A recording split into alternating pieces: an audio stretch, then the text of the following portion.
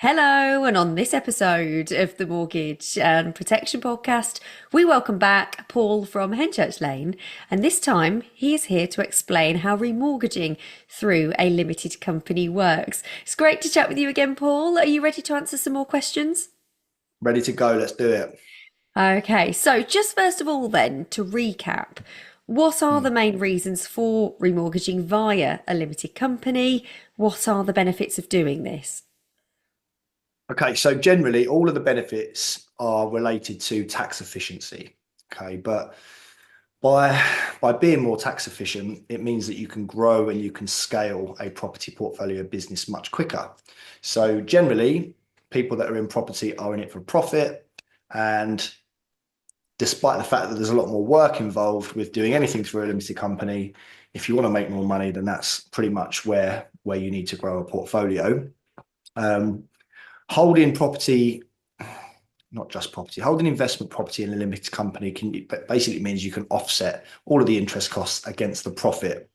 And then rather than paying income tax on the profit, you can actually pay corporation tax, which is going to be less. And that's especially the case if you're a higher rate taxpayer. So Mm. in summary, people are generally looking at the moment to hold property in a limited company where they can, rather than in their personal names, just because it's going to result in them being a bit richer. Mm. Which makes sense there, doesn't it? But really, really well explained there, which leads us on to the next question for anyone looking to do this, of course. How does remortgaging through a limited company or as a company director work then? What is the process? Okay, excuse me. So if you hold your buy-to-let investments in a property, sorry, in a personal name, but you want it in a limited company, um, the process isn't actually, believe it or not, it's not a remortgage process. It's actually a sale and a purchase. But Right. it's a common misconception that we deal with all the time. So much so that actually it's easy just to refer to the transaction as a remortgage when in fact, actually it's very different than that. Right. So first you're going to need, let's say you own your own buy-to-let property in your personal name. People think they can just remortgage it into a limited company. Not Mm. the case. First, what you're going to need to do is obviously set up the limited company, set that up correctly with Companies House, and that's usually something called an SPV. That's a special purpose vehicle. And you'll then submit a mortgage application using that limited company as the main applicant to purchase that property from yourself. Right. So, in fact, you're going to need to instruct a solicitor to act on the sale. So, you personally, you'll need a solicitor for that, and you'll need a separate solicitor to act on the purchase side, who is effectively the limited company. And then an underwriter are going to do their usual checks, the affordability side of things, credit Mm. status, etc. Then they're going to look to instruct a valuation. So that's going to help them carry out all of the relevant property checks. And once they're happy, they'll produce you a mortgage offer document, fingers crossed. And then effectively it's over to the solicitors and they're going to carry out the rest of the legal work. So, you know, a lot of the questioning, a lot of the discussion points are always going to be referring to, remortgaging into a limited company. Mm. But realistically, what that transaction actually means is selling it into a limited company. So it's slightly more complicated than a lot of people think, but still massively worthwhile Mm. if you crunch the numbers. But I think it's quite crucial to sort of highlight that point at this stage, because it isn't as simple as a straightforward remortgage. Unfortunately, it's a separate entity, so you're effectively selling it from you into a limited company, which acts as a tax wrapper. Mm. Okay, so something to bear in mind there, but a brilliant step-by-step guide or snapshot of the process. Now, how long does that all take then, that process there? Okay. So despite it actually being a purchase transaction, there still aren't, in most cases, there still aren't as many moving parts as there going to be in a usual sort of purchase transaction. So, Mm. it's not quite as long. You're somewhat in control, a bit more than you would be, as you're acting for yourself and you're acting as the seller, as the director of the limited company, as the purchaser. Okay, so that's going to help the transaction time. But that being said, it isn't quite as quick as what I mentioned before, a standard remortgage process, as it is a little bit more technical. So it's Mm. somewhere in the middle, actually. So I'd say if you allow yourself, if you're looking to work with a reasonable time frame, I'd say allow yourself sort of 8 to 10 weeks. But obviously, bear in mind that question in any property transaction is extremely ambiguous because Mm. these legal processes can throw up all sorts of red herrings throughout. But it wouldn't be uncommon to get this sort of transaction through in around about that sort of time frame. Okay, so that just gives you an idea there then. Now let's move on because this is always an important part, isn't it? Preparation is key and all of that. So just to confirm, what documents do I need to provide if I'm remortgaging through a limited company? Okay.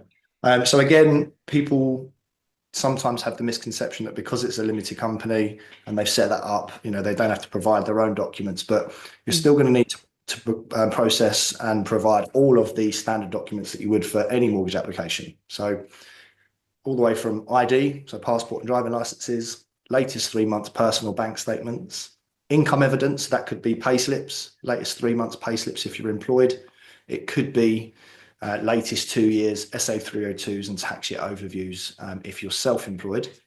And if you're a director of a trading company, so if that's your main income, you've got a trading company in the background, you're also going to need to provide the latest 2 years company accounts and the latest 3 months bank statements for that company as well. So that's your sort of standard packaging list for any mortgage application.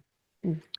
But additional docs that you're going to have to add on top of that list, because limited company applications are that a little bit more complex. You're going to need to provide a property portfolio schedule, potentially a business plan, a personal guarantee, and the bank account details for the limited company. So that limited company will need to have its own bank account, as any limited company has to. Mm. But those additional sort of four things, they're things that your broker should be helping you with, and they'll probably be able to complete a lot of it for you. Mm. It is that a little bit additional administration that you'll be looking at for limited companies in comparison to your standard personal ownership. Right, okay. So hopefully that's all clear there. Hopefully you've jotted that down or made a mental note. But that's the beauty of these, isn't it, Paul? You can go back and re-watch, re-listen, all of that. Listen to us rambling on again. Yeah, yes. Right, let's move on to this question then. So people would like to know, are there many lenders that offer remortgages through a limited company or this process? Okay, so we've got access to around about 40 lenders who would entertain a limited company remortgage, let's say, but it is completely different than a normal remortgage. If you already owned a property in a limited company, a remortgage process would be straightforward and you'd have access to everybody that offers limited company mortgages. All right. Mm. If you are doing this transaction, which is buying that from yourself into a limited company, then we've got about 40 at hand. But I'll be completely honest with you, we use a handful of them. There's going to be 4 or 5 that are the most competitive. The only reason we'll go outside of those handful shortlist of lenders would be because there's something quite quirky about it that means we have to pay a slightly higher rate. Mm. The main bulk of them is going to be within 5. Right. Okay, but there's options, it sounds like there. Yeah, there That's are. good. That's There good are. news. Mm. Okay, well, with anything, there are risks involved. So are there any risks involved with remortgaging via a limited company? If I can get my words out there, Paul. um, like a tough question, really, isn't it? If I Mm, can get my it words out, is. blood, I need to put a teeth back in test. Um, there aren't any more risks with this transaction than there are with any other mortgage transaction. To Mm, answer that, unless you're specifically asking me about a particular risk, there aren't really any more. The risk can be that people can just find it that little bit more arduous. mm, But it's paramount to say that once the property is owned in that limited company, everything else going forwards, all of the remortgages, everything else is more straightforward. It's just that transition from personal name into a limited company that can feel like a little bit of a slog. So unless you're, let's say, financially savvy or you've got a really good broker and you're patient, mm, yeah, you're probably going to find it that little bit more difficult than you would with most. mm. Okay, so something to note there then, really. Uh, Mm. let's move on then. We've got 3 questions left. So let's talk about costs. Mhm. What costs are involved then with remortgaging via a limited company? Anything else we need to know here? Absolutely. So a lot of people are going to be looking at this thinking, I can put this property into a limited company to save on the tax, but actually, Mm, what's that going to cost me up front? I need to know if it's going to be worthwhile. And generally speaking, there will be quite an easily calculatable point in time where it kind of makes sense to do so. So if you're going to keep the property for say 5 years, at that point you start to make the money back on the upfront costs, because there will be those upfront costs and they can be quite high. The biggest one naturally will be stamp duty. So again, if you remortgage a property, normally speaking, there isn't any stamp duty as a result of that transaction. But because this is a sale, you will pay stamp duty. So the limited company will pay stamp duty, and it will be with a surcharge as well. So you'll pay the standard stamp duty for that price, and you'll pay an additional 5%. And it's worth noting, what are we, 1st of August 25? No, 1st of April 25. Forwarding It's there. currently, yeah, it's currently at 5% of the purchase price, right? So, it's a fair amount of stamp duty, but a broker will be able to display to you why that would be worthwhile. So that's definitely a big factor that you've got to be bearing in mind there. You'll have solicitor fees, and as I said earlier on, it's not just solicitor fees for a remortgage; it's solicitor fees for a sale and for a purchase. So that's going to be a little bit higher than what it could be. You'll also need independent legal advice, just to throw in another curveball. So because the limited company you're buying it through isn't a trading company, you do need to offer personal guarantees to the lender. So that has to be done in a separate appointment. It's normally quite quick. You can get people to do it over the phone or video call. You can just go and sit in front of a solicitor. It might take you half an hour or so, but you're going to be looking at a small fee for that too. We can see, just in case people haven't heard of that or they're worried about that being a real big expense, we can secure them for around about anywhere between the sort of £300 and £500 mark. You're going to get a product fee, so you'll get different product options. Some of them will have fees, some of them won't. And again, it's working out what works best overall, bearing in mind the rate that they're giving you and the product fee being paid or added to the loan. So as an example, that might be a 995 product fee, or it could be a percentage of the loan. So if it was a £200,000 loan at 1%, obviously you'd be looking at an additional £2,000. What else have we got? So we've got valuation fees, normally quite small again, but it will just depend on the product that you secure.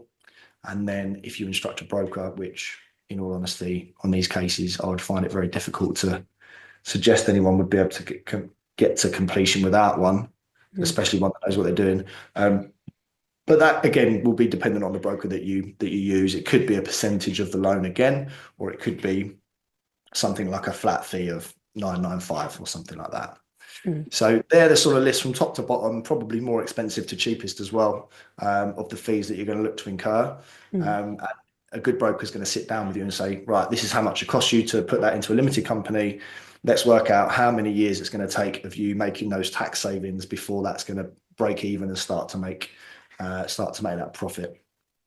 And it really is useful knowing all of these costs, isn't it, in advance, so that you can budget and what's Absolutely. kind of upcoming. And we'll soon be in August, won't we, Paul? But yes, we are recording this in April I know, 2025 as well.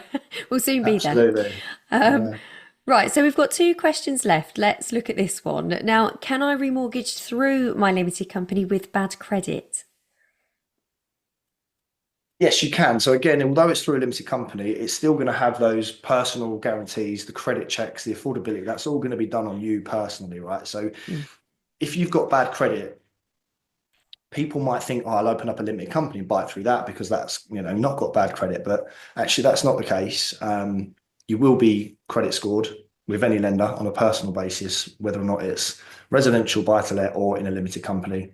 But again, if you're looking at a less than perfect credit score, that will determine what lenders you can go to. Perfect credit scores means high street. Impaired credit means, your mid-prime lenders, and then really bad credit is going to be the subprime lenders who are just going to come with those higher rates, higher fees. Generally speaking, you can most of the time place these cases, but if you come to me and you're bankrupt, then it might be difficult to find you a mortgage or one that you could afford. Okay. So it really does depend on the severity there of the bad credit then, but hopefully as well, it does sound reassuring as well in some respects, depending on where you are with that bad credit and if you're listening and watching this and that applies to you. So we're at the end of the episode, Paul, and we always like to end on this note. You've demonstrated it already, how a mortgage broker can help, but have you got anything else you'd like to add? Yeah, okay. So the last point's a really good one, actually. So, Mm, have I a bad credit? It's a term that's sort of banded around quite easily. mm, I've spoken to people who are anxious about the credit score or status that they're bringing to the table, and they've just got a few grand on a credit card. I've also had people that assume they're going to get a high street loan and they're, indebted up to their eyeballs. So it's mm, everyone's definition or take on that. But what a broker will do is be able to see some sort of roadmap on your credit situation that will allow you, if you can't get the deal that you want or you can't get a mortgage, they'll be able to assess what you've currently got and how you can get to where you want to be. So mm, you need to cover this debt first. You need to action this point on your credit file. You need to bring this limit sort of down into a 50% of your revolving credit. There's lots of different ways and means in which you can improve your score quite quickly with a small amount of focus. But a lot of people look at their credit scores, they just feel overwhelmed and mm, they don't really know how to or what sort of what to action first, basically. So mm. that's what I would say with regards to credit and with regards to these limited company mortgages in general. They're very complex. I firstly wouldn't even go to a broker who isn't versed in that particular setting, let alone try and do it yourself. Nice.